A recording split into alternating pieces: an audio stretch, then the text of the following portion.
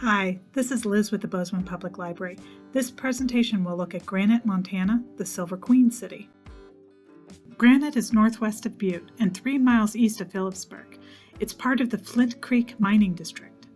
The city once competed as the most prominent town in the area.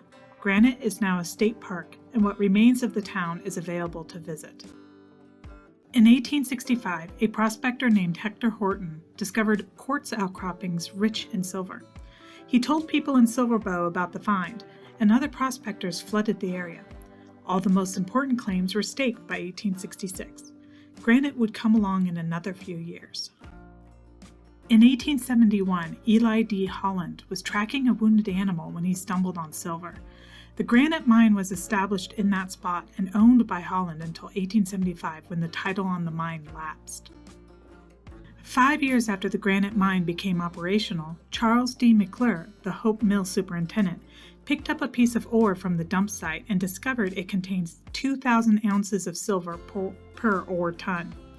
He partnered with Charles Clark and located some investors in St. Louis who invested in mine development from 1880 to 1882.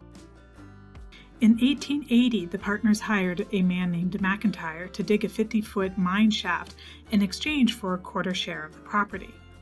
McIntyre finished, came down from the mountain, and then realized he had only dug 49 feet.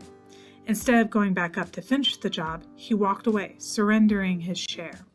His shares would have been worth $3 million in dividends. The hole he dug was called the Ruby Shaft. In 1882, after $132,000 had been invested in the Granite Mountain Mining Company, and during the last day, the last shift, and the last shot of the day, they found silver. The St. Louis backers had by this time withdrawn their support and telegraphed McClure to shut it down, but he either didn't receive the message or had the miners finish their shifts, resulting in the find. They named the shaft the Bonanza Chute. Between 1885 and 1892, $20 million in silver and gold was mined, enough to pay $11 million in dividends. These profits helped build the Eads Bridge and the Terminal Railway Bridge in St. Louis, and placed Granite on the map of booming Montana towns. Between 1882 and 1883, 1,400 tons of ore made its way through the Algonquin Mill in Hasmark. By 1885, Granite had its own mill. Over the next few years, more mills would be built, culminating in the Rumsey Mill, which opened in 1889. The mines and mill produced $4 million in gold and silver in 1890 alone, and the mines continued to be profitable until 1893.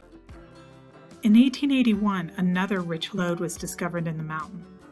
McClure purchased this claim, then offered to sell it to his Granite Mountain mining partners at cost, but they refused.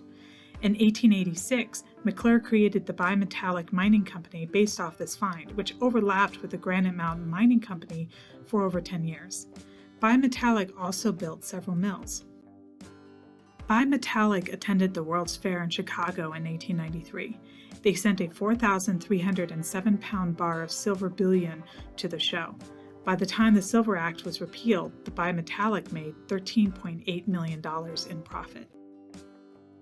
The mining company rented town lots for miners to build, and Granite developed quickly.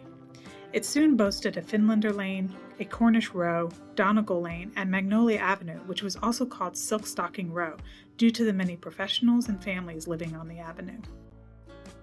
Granite is on a high rocky town site with no water, so in the beginning water was hauled from the Fred Burr Lake several miles away. A flume and cistern were built closer to town. There was no cemetery in Granite, so the dead were taken to Phillipsburg.